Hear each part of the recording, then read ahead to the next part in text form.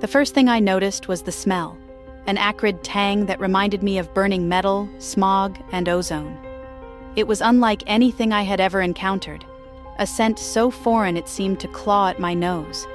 Then came the noise, a rhythmic clanking that echoed through the streets like the heartbeat of some colossal, unseen beast. I stepped off the Interplanetary shuttle and into the thrumming heart of Voss, the city of clocks. The air was thick with the sounds of industry, a cacophony of hissing steam, whirring cogs, and the constant hum of power generators.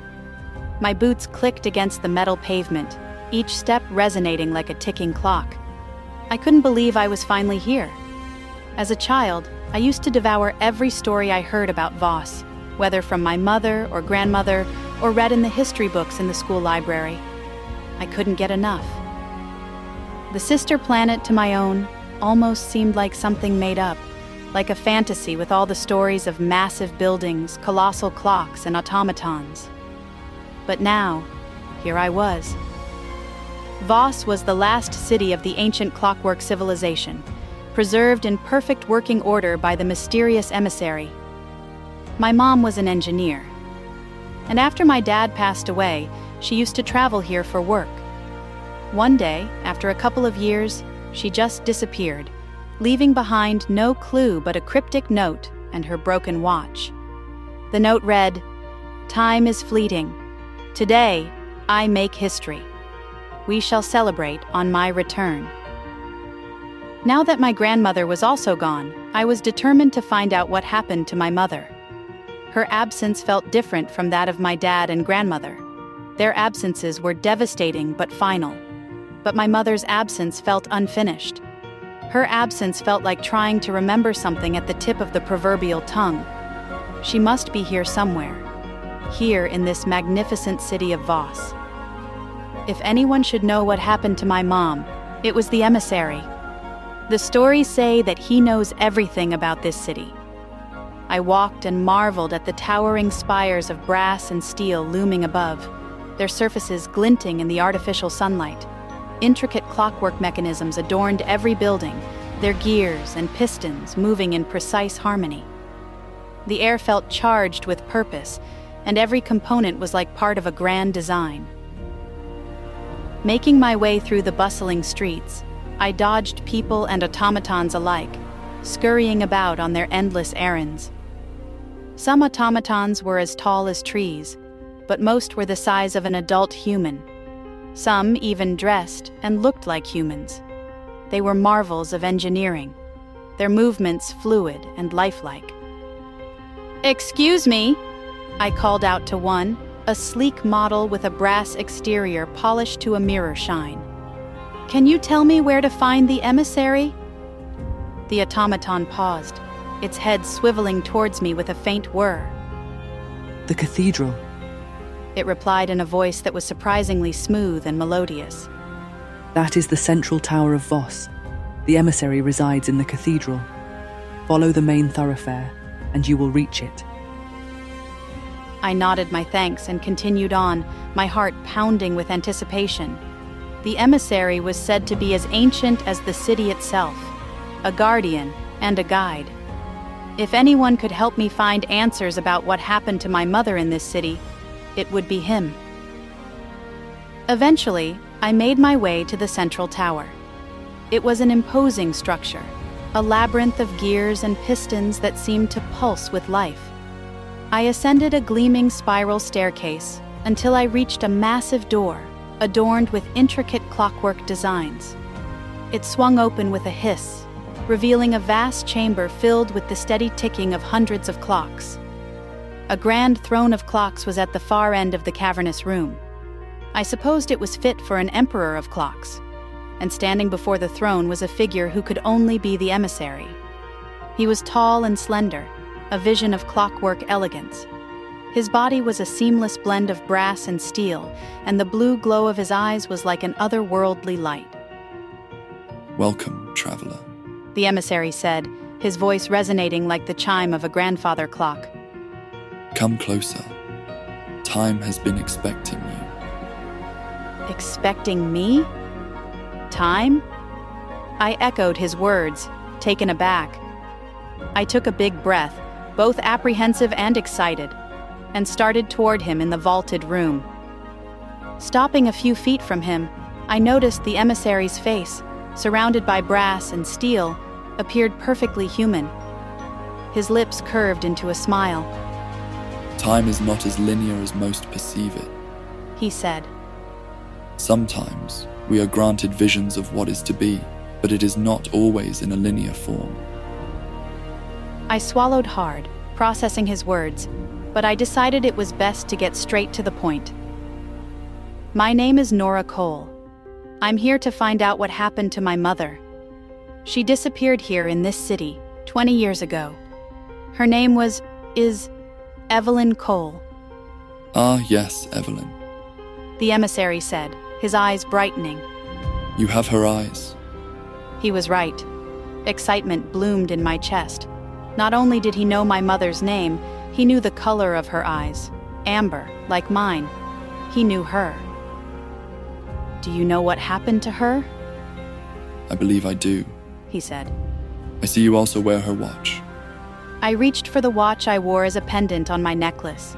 Yes, but it doesn't work. It's broken. I see.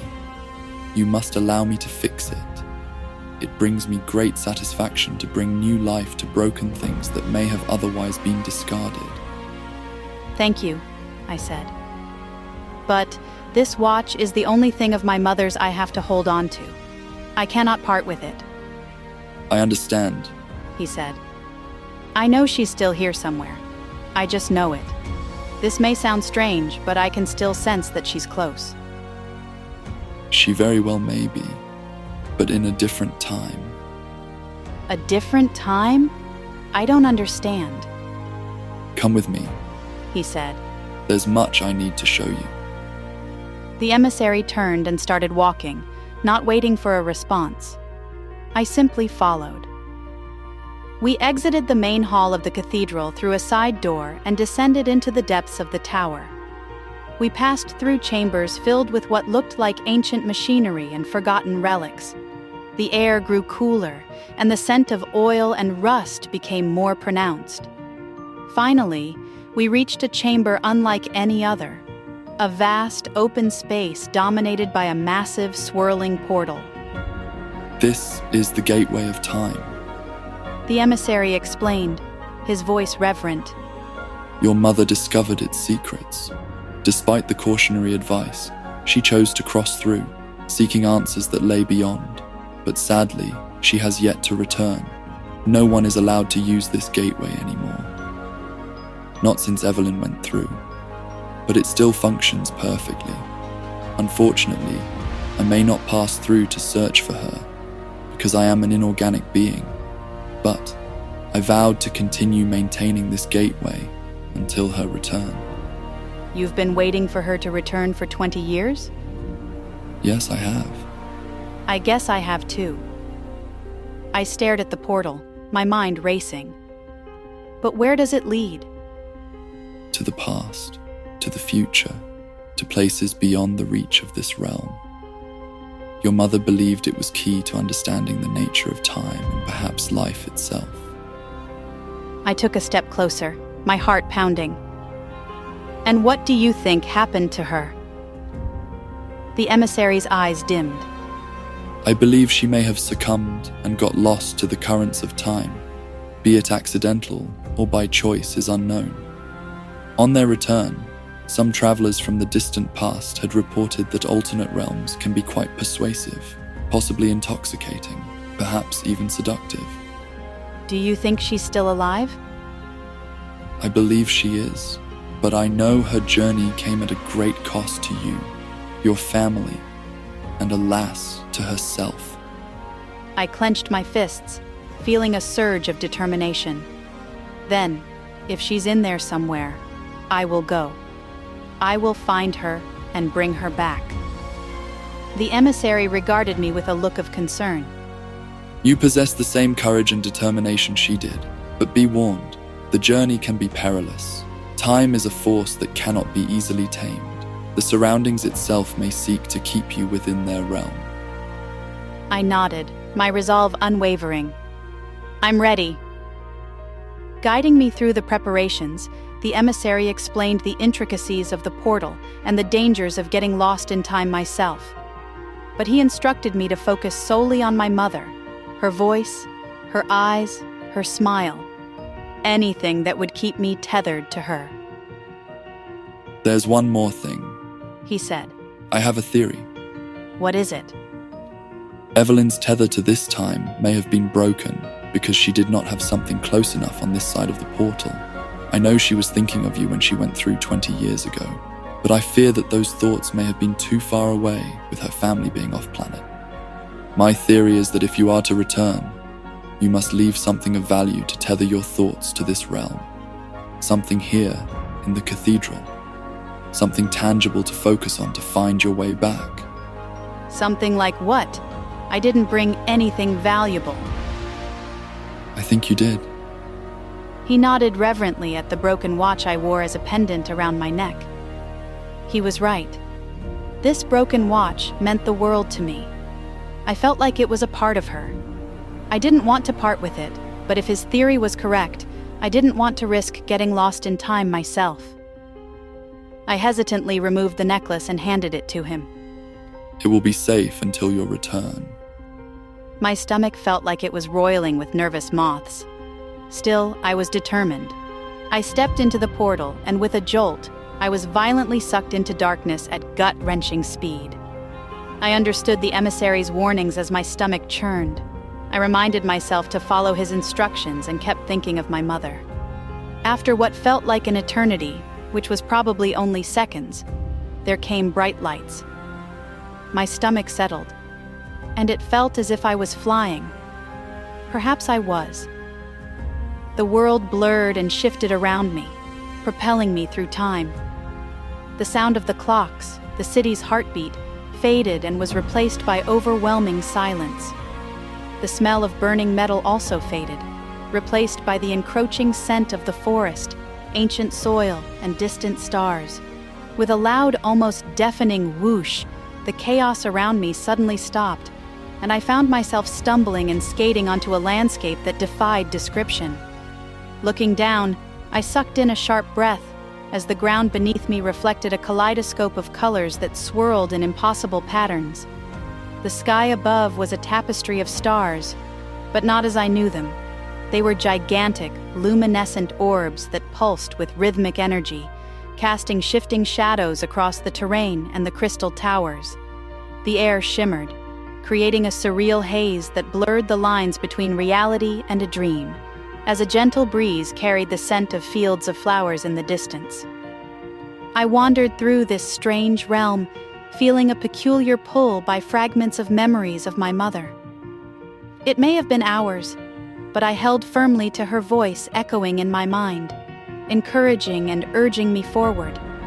I saw glimpses of her, flashes of the sweep of her auburn hair, her determined gaze, and her animation as she read bedtime stories when I was little. Vivid thoughts of my mother guided me through the land and toward a shimmering lake, and hope brimmed as I saw a woman standing at the edge of the water. As I drew closer, I realized that it was her. My heart leaped with joy, and I called out to her as I approached. "Mother!" She turned to face me, and her eyes, so much like mine, first registered shock, then brimmed with smiling tears. I also noticed she looked the way she always had. She hadn't aged a day since she'd disappeared. "Mother," I said as I approached, "I found you." She smiled, peaceful and serene, and in that moment, I understood. She had become a part of this strange and beautiful place, her essence intertwined with the very fabric of time. "Nora?" My mom said. Then she smiled. "Somehow I knew you would come. I have watched over you, even from here, through reflections in this magical lake. But I got lost and couldn't find my way back to you." "It's okay, Mother. I'm here now. I'm just glad I found you." I reached out, and she took my hand, her touch warm and caring. Her presence was a balm to my weary soul. My heart was happy, content, and excited. I felt quiet and calm like never before and didn't want this feeling to end. I wanted nothing more than to stay here and sit by the lake forever with my mom. Then, as I moved to sit, flashes of the broken watch in the emissary's possession came to me unbidden, jolting me back to the reason I was here. Not to sit by the lake, but to bring my mother home. It was time to leave. "It's time to go home, Mother," I said. "Come with me. I know the way." Together, we journeyed back the way I'd come and stepped back through the portal.